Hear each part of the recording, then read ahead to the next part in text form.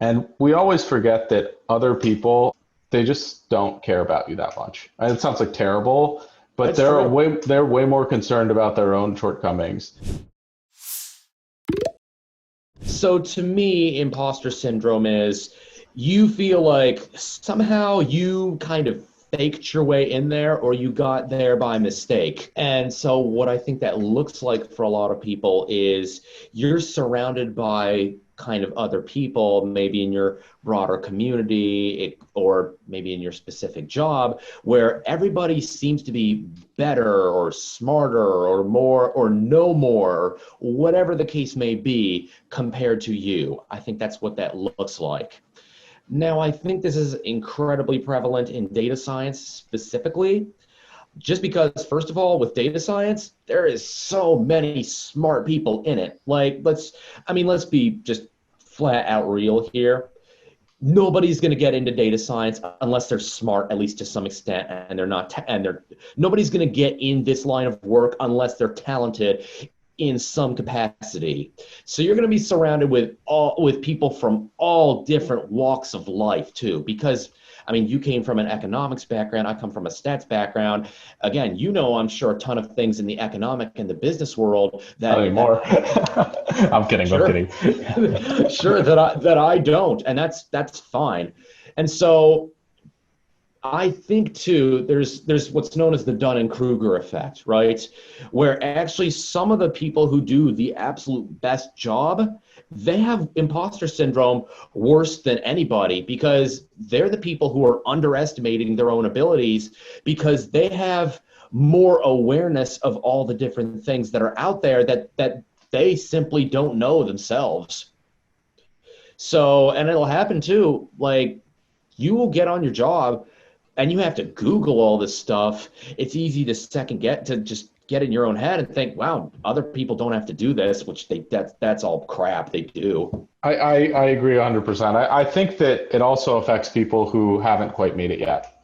Is they Yeah, think, oh, how am I applying for this position? I'm not qualified, whatever that might be. I hate to break it to everyone, but at least for me, imposter syndrome never goes away. I'm always looking, especially if you watch as much YouTube videos or you talk to as many really smart people as I do, you start thinking about, oh, I don't know anything about that. I haven't really, I've done some Docker, but this guy I'm talking to is like doing everything in Docker. He's building beautiful pipelines that I'm not familiar with. And it's like, oh, I'm a fraud if I bring this up in a conversation, whatever it might be.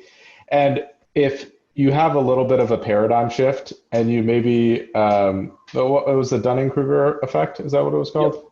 If Hmm. you kind Yep. of use that to your advantage and say, hey, just because I don't know this now doesn't mean that I can't learn it, but also that, hey, like I'm going to use this to motivate me to say, this is how I'm going to learn all of these things. Uh, I want to keep improving. I want to keep getting better. So that maybe one day I'll feel like I'm not quite as much as an imposter.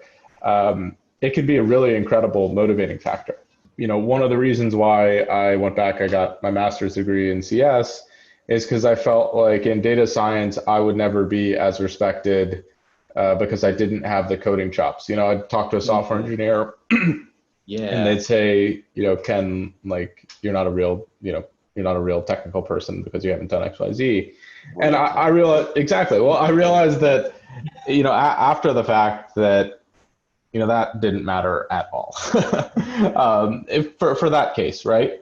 And I still felt the exact same way is that, if I wasn't constantly working on these skills, I wasn't constantly staying up to date, I wasn't constantly improving myself, um, I would start feeling that same way again.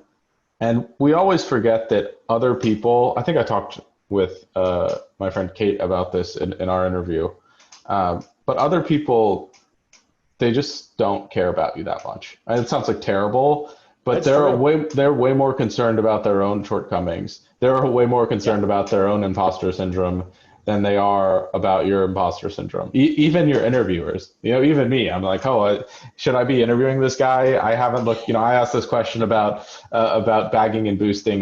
The differences in interviews, and like Yeah. I understand it like well, but if I had to answer my own interview question, I'd probably give myself like a B minus, B plus, a B answer. So it's like, oh, even your interviewer is facing that a little bit.